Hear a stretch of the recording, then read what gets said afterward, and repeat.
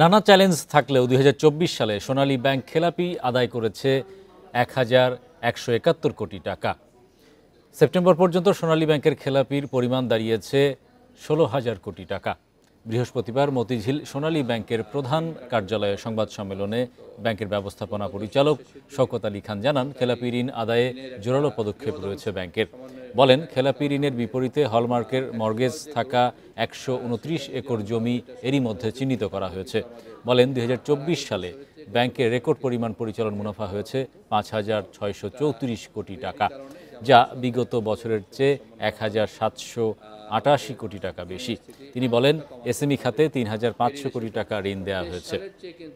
তারপরে আমাদের রিকভারিটা ভালো, তার পরিমাণটা হলমার্ক থেকে আমাদের টাকা আদায়ের জন্য যে পদক্ষেপ সেটা জোরালোভাবে চালু আছে।